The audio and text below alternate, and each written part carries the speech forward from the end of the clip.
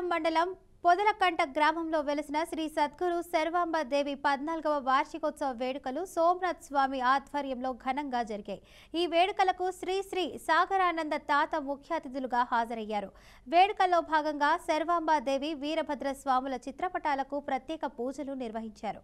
ముందుగా గ్రామంలోని ఆంజనేయ స్వామి ఆలయం నుండి సద్గురు శర్వాంబ దేవి మహాయోగి లక్ష్మమ్మల ఫోటోలను కలశాలు మంగళ వాయిద్యాలతో ఆశ్రమం వరకు ఊరేగిస్తూ తీసుకొచ్చారు. అనంతరం ఆకు పూజ, బిల్వార్చన, హారతి వంటి పూజలు చేపట్టారు.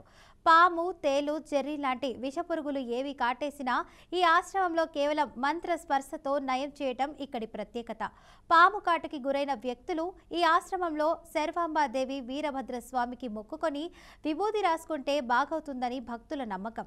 తమ పూర్వీకుల నుండి వస్తున్న ఈ మంత్ర విద్యను కొనసాగిస్తున్నట్లు శ్రీ సాగరానంద స్వామి సోమనాథ్ స్వాములు తెలిపారు. ఇక వచ్చిన భక్తులకు అన్నదానం చేపట్టారు. వచ్చేసి సద్గురు సర్పయోగి వీరభద్ర స్వాముల వారు ఆయన దాదాపుగా ఒక 11 ఆశ్రమాలు నిర్మించడం జరిగింది. ఆయన ముఖ్య ఉద్దేశం ఏమంటే మానవ సేవ మాధవ సేవ అనే ముఖ్య ఉద్దేశంతో ఈ ఆశ్రమాలన్నీ స్థాపించడం జరిగింది. అదే ఆశ్రమాలు స్థాపించడం భాగంలో కోదాడ మండలంలో పొదలకుంట గ్రామంలో ఒక ఆశ్రమాన్ని కూడా స్థాపించడం జరిగింది. ఆ ఆశ్రమం యొక్క 14వ వార్షికోత్సవం ఈరోజు. ఆ సందర్భంగా ఈరోజు పూజా కార్యక్రమాలు, అన్నదాన కార్యక్రమం, చాలా మంచి మంచి కార్యక్రమాలు జరుగుతాయి. ప్రతి సంవత్సరం చాలా వైభవంగా ఈ కార్యక్రమాన్ని జరుపుకోవడం జరుగుతుంది.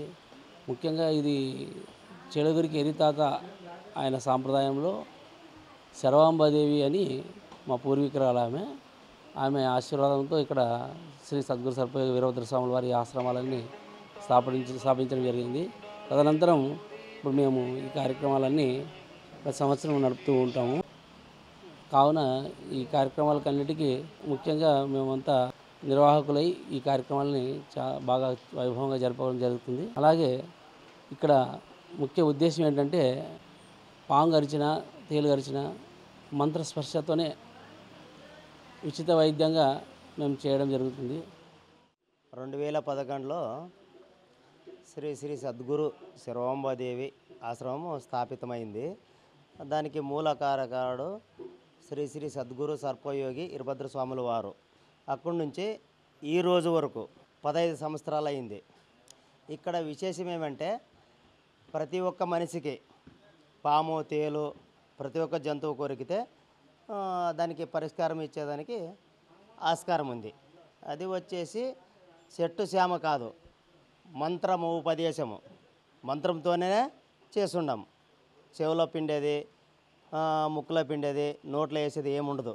ఇక్కడ వచ్చేసి ఓకే మంత్రము చేసి ఈ విత్తి కుంకుమే దీనికి ఆధారణ. ప్రతి సంవత్సరము దసరాకి 2 రోజుల ముందు శుద్ధ సప్తమి అంటే అమాస పోయి 7 రోజులకి తాతది ఆ రోజున మామూలుగా అన్నదాన కార్యక్రమం ఉంటుంది. ఊర్లో ఆంజనేయ స్వామి గుడి నుంచి ఊరేగింపు ఉంటుంది. ఆదోని లక్ష్మమ్మవ్వ మరి శర్వాంబదేవిది విగ్రహాలు ఊరేగింపు ఉంటుంది. సోమనాథ్ స్వామి